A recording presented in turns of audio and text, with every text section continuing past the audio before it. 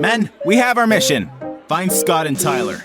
This is the one and only day in the entire school year, potentially our entire high school careers, that the entire gang may be scheduled for lunch together at the same time. We can't let this opportunity go to waste. I think you're being a little extreme, man. Don't you talk back to me, soldier. The fate of the gang is at stake. Sir, yes, sir. It won't happen again, sir. All right, boys. Fan out. We'll either find Scott and Tyler or die trying. Wait, guys. They're right there. Oh, cool.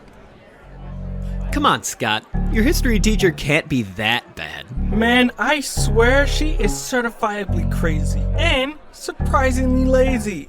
She came late to class and said from now on we should just take attendance ourselves so she could just walk in late and start teaching.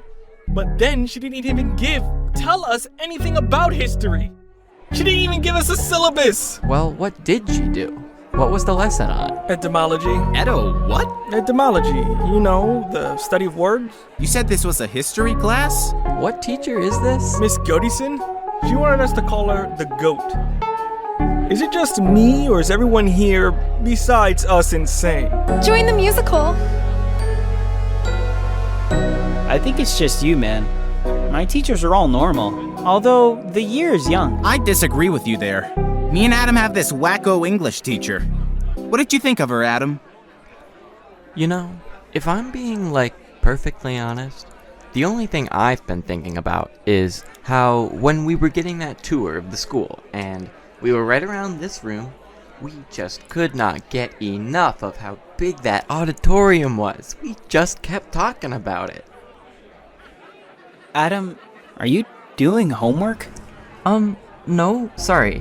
I had this revelation earlier today, and I'm just trying to get it down on paper before it leaves my head. Ludwig van Hendrickson. Back at it again, I see. I thought you'd have grown out of this by now. Or at least gotten a hit single. Oh, you guys, you know I only care about the Victorian soundtrack. Alright, sorry, I have to jump in here. This is extremely important, and I can't see Adam ever carrying a conversation about this without some help. Luckily, I'm here to smooth things out. See, one night over the summer, just a few weeks before this day, Adam was doing some research on one of his favorite composers, Keith Alexander. He discovered that Mr. Alexander had written the score to a television show pilot for the Victorians that ultimately never saw the light of day. Adam, however, being as ambitious as he is, found a bootleg copy of the original pilot episode, and what he heard completely changed his life. The score was the most wonderful music he had ever heard. Unfortunately, it had been overshadowed by the character dialogue and sound effects. But he didn't just give up there. He realized that it was possible to enjoy the music.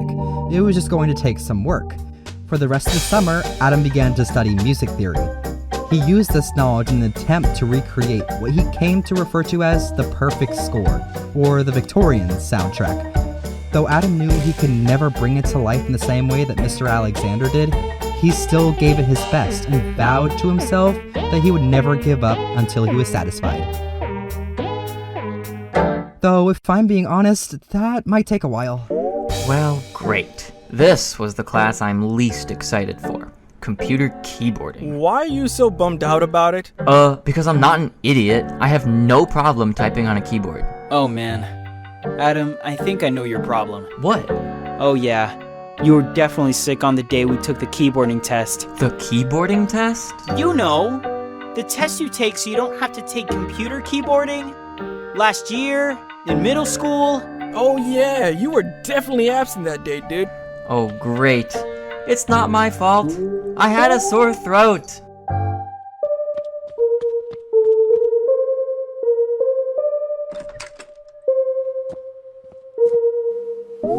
Hello, class. My name is Mrs. Rivers. If you haven't already, go ahead and log into your computers. I've written the username and password on the board. Okay, so quick little note. Due to the orientation period you all had this morning, our time is going to be cut in half. So, with that in mind, your first assignment is going to be an easy one. I want you all to open up a blank Word document, and what you're going to do is imagine you are going to send a letter to your future self. Specifically, you on your final day of high school. What purpose would that serve? Why would Adam's future self benefit at all from this? No. There's got to be something better to do with this class.